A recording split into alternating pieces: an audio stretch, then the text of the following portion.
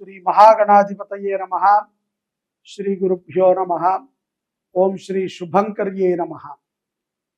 निखिल श्रेयोदायिनी सर्वकार्य सिद्धिप्रद परब्रह्मस्वरूपिणी शुभंकरी नमोस्तुते। आदित्याय च सोमाय मंगलाय बुधाय च गुरुशुक्रः शनिभ्यश्च राहवे केतवे नमः। गुरुब्रह्मा गुरुर्विष्णुः गुरुर्देवो महेश्वरः गुरुसाक्षात् परब्रह्म तस्मै श्री गुरवे नमः। अस्मत् श्री गुरुचरणारविंदाभ्यां नमः। श्री श्री श्री गणपति सच्चिदानंद सद्गुरुभ्यो नमो नमः। ఈ యొక్క అక్టోబర్ నెలలో పౌర్ణమి తర్వాత కొంత ఆర్థిక పరమైనటువంటి సుఖాన్ని పొందగలుగుతారు. ఇది ద్వితీయార్థము అంటారు. అంటే 15వ తారీఖు తర్వాత ఈ ద్వితీయార్థములో కుంభరాశి జాతకులు కొంత ఆర్థిక పరమైనటువంటి సంతోషాన్ని పొందగలుగుతారు. ధన ప్రాప్తి కలుగుతుంది. ముఖ్యంగా మనవారు ఎవరు పరువారు ఎవరు అనేటువంటి దానిని గుర్తిస్తారు. ఎవ్వరితో కూడా ఎటువంటి సందర్భంలో కూడా గొడవలకి దిగకూడదు. గొడవలు అంతర్గతముగా శత్రువులని పెంచుతూ మనని ఎదగనివ్వదు. అన్ని సందర్భాలు మనకి కలిసి రావు. కాబట్టి జాగ్రత్తగా ఉండాలి. గొడవలు పడటము అంటే మనము శత్రువులని పెంచుకోవటం అని అర్థం. చిరునవ్వుతో ఏదో ఒక సత్సంగముతో తృప్తికరమైనటువంటి పనితో మన జీవనాన్ని సుఖమయము చేసుకుంటాం. చాలా ఉపయుక్తం. అలాగే ఈ యొక్క పౌర్ణమి తర్వాత ఆరోగ్యం పట్ల కూడా కొంత శ్రద్ధని వహిస్తారు ఈ యొక్క కుంభరాశి జాతకులు. సహాయ సహకారాలు చేయటంలో ముందు ఉంటారు. అక్టోబర్ అంటేనే మనకి అమ్మవారి యొక్క నవరాత్రులు. కాబట్టి కుంభరాశి జాతకులు తప్పనిసరిగా నవరాత్రులలో దేవీ పూజని ఆచరణ చేయండి. ఈ యొక్క అక్టోబర్ నెలలో 3వ తారీఖు నుంచి 12వ తారీఖు దాకా దేవీ శరన్నవరాత్రులు జరుగుతాయి. అఖండ దీప ప్రజ్వలన చెయ్యండి ఇళ్లలో. మీరు కూడా మాంసాహారాన్ని మానివేయండి. సాత్వికమైనటువంటి ఆహారాన్ని తినండి. అయ్యా, ఇన్ని మంచి లక్షణాలు ఉంటే సమాజంలో బతకలేమండి అని అనుకోవద్దు. తప్పనిసరిగా మనము మన సంతృప్తి కొరకైనా సరే మంచిగా జీవనం చేయాలి. 10 మందికి సహాయం చేసేటువంటి తత్వాన్ని ఎక్కువగా మనసులో పెట్టుకుంటూ ఉండండి. చెయ్యమని నేను అనట్ల, ఆ స్థితి ఉంటే చెయ్యండి. ఏదో చాలామంది చిన్న పని చేసి ఎంతో చేశామని చెప్పుకుంటూ ఉంటారు. అలాగే పౌర్ణమి తర్వాత అక్టోబర్లో ఈ యొక్క ద్వితీయార్థములో తప్పనిసరిగా ఎవరికైతే గనక ఉద్యోగముల్లో కష్టాలు ఉన్నాయో ఈ నవరాత్రి ప్రభావం చేత ఉద్యోగములలో కష్టాలు తొలగటము తథ్యం. స్థిరమైనటువంటి సంపాదన పొందగలుగుతారు. అప్రాప్త లక్ష్మి ప్రాప్తి చెందుతుంది. ముఖ్యంగా ధైర్య లక్ష్మి స్థిరముగా ఉంటుంది.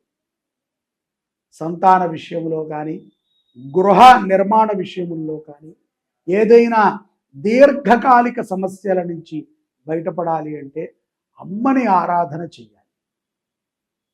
తప్పనిసరిగా కుంభరాశి జాతకులు ఈ యొక్క అక్టోబర్ నెలలో అమ్మవారిని ఆరాధన చేస్తూ విద్యార్థులు కానీ ఉద్యోగస్తులు కానీ వ్యాపారవేత్తలు కానీ మహిళలు కానీ విదేశాలలో ఉన్నటువంటి వారు కానీ అమ్మవారి యొక్క కటాక్షాన్ని పొంది ఆయురారోగ్య ఐశ్వర్యాలతో జీవనం చేస్తారు అని భావిస్తున్నారు.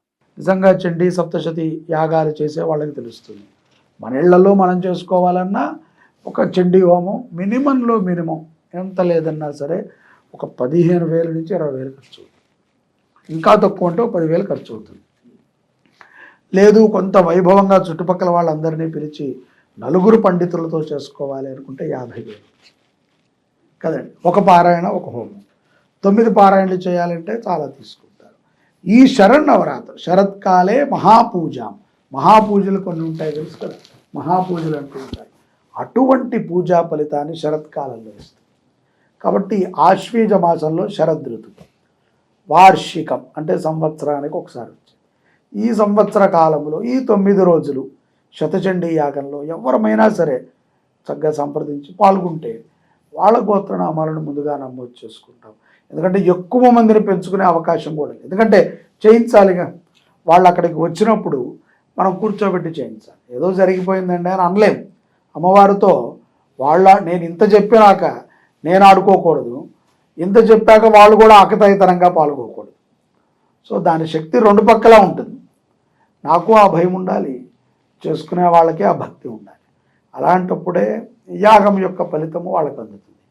కాబట్టి ఈ యొక్క శరన్నవరాత్రుల్లో శుభంకరి దేవస్థానంలో, మన సాయినగర్ ప్రగతి నగర్లో మన దేవస్థానం ఉంది కదా, అక్కడ హైదరాబాద్లో, అక్కడ మనం ఈ యొక్క యాగాన్ని ఈ యొక్క అక్టోబర్ 3వ తారీఖు నుంచి 12వ తారీఖు వరకు విజయదశమి పర్యంతము చక్కగా వైభవంగా చేస్తున్నాము. వివరాలు కావాల్సిన అనుకున్న వాళ్ళు చక్కగా సంప్రదించవచ్చు. సంప్రదిస్తే వాళ్ళకి ఆ వివరాలు చెప్తారు. దాని ప్రకారంగా వాళ్ళు యాగంలో పాల్గొనేటువంటి ప్రయత్నాన్ని చేయవచ్చు. ఈ యొక్క శతచండీ యాగం 3వ తారీఖు నుంచి మొదటి రోజు 3వ తారీఖున గణపతి పూజ, దీక్షాధారణ, అలాగే నవకలశ స్థాపన, అంకురారోపణ, అఖండ దీపారాధన. ప్రతిరోజు కూడా 3 అంటే ఒక 3 బ్రాహ్మలు 9 సార్లు చండీ సప్తశతి పారాయణ చేస్తారు. ఒక హోమం చేస్తారు. పారాయణ సమయము మొదటి రోజు కొంత ఆలస్యం అవ్వచ్చు కార్యక్రమాల రీత్యా. 2వ రోజు నుంచి ఉదయం 6 గంటలకి పారాయణ, 9 గంటలకి హోమం. 9 గంటలు అంటే అది హోమం అయ్యేటప్పటికి 11:30 అవుతుంది. 11:30కి అమ్మవారికి త్రిశతి నామార్చన, మధ్యాహ్న కాల అర్చన. అదైన తర్వాత కొంచెం పలహారము, విశ్రాంతి. దాని తర్వాత సాయంకాలం మళ్ళీ 5 గంటల నుంచి 6:30 గంటల వరకు చండీ సప్తశతి పారాయణ. 6 గంటల నుంచి శ్రీచక్రానికి అభిషేకము, చతుషష్ఠి ఉపచార పూజ, మహామంగళహారతి, తీర్థప్రసాద సేవ ఉంటాయి. దీంతో అంగంగా ఆయా రోజులలో ఆయా నక్షత్రాల ప్రకారంగా ఉండేటువంటి పూజా కార్యక్రమాలు జరుగుతూ ఉంటాయి. విజయదశమి రోజున మనకి ఈ యొక్క చండీ యాగము ఆ రోజున ఉదయం ఉంటుంది. హోమమైన తర్వాత మహాపూర్ణాహుతి, బలిప్రదానము, అలాగే నవకలశ ఉద్వాసన, ఆ యొక్క నవదుర్గా కలశల యొక్క జలముతో అమ్మవారికిను మరియు భక్తులకి సంప్రోక్షణ. ఇంత విశేషమైనటువంటి శతచండీ యాగము యొక్క హోమరక్షాధారణ నేను చెప్తున్నాను ఘంటాపదంగా. ఎవరైతే గనక ఈ హోమ భస్మాన్ని తీసుకుంటారో అటువంటి వారికి ఎన్ని సమస్యలున్నా తొలుగుతాయి, రాసి పెట్టుకోవచ్చు. వారు నిశ్చల భక్తితో దాన్ని గనక పొందితే అమ్మవారి అనుగ్రహాన్ని వారు అతి సులభంగా పొందవచ్చు. కాబట్టి ఆ హోమరక్షాధారణ తర్వాత చక్కగా ఎవరైతే ఈ యజ్ఞానికి సహకరించినటువంటి దాతలు ఉంటారో వారందరికీ విశేషమైన ప్రసాదం. ఆ తర్వాత బ్రాహ్మలకి ఆశీర్వచనం. అంత కర్తువు చేయించినప్పుడు బ్రహ్మని పూజ చేయాలి కదా, బ్రాహ్మలకి ఆశీర్వచనం. సాయంకాలము శమీ వృక్ష సన్నిధిలో లలితాపారాయణ, శమీ వృక్ష పూజ. ఈ ఆయుధాలు మనలో ఉన్నటువంటి ఏవైతే గనక రాగద్వేషాలు ఇవన్నీ కూడా ఆయుధాలే. ఇవన్నీ కూడా జడాయుధాలు. ఎప్పుడు పడితే అప్పుడు ఉపయోగపడకూడదు.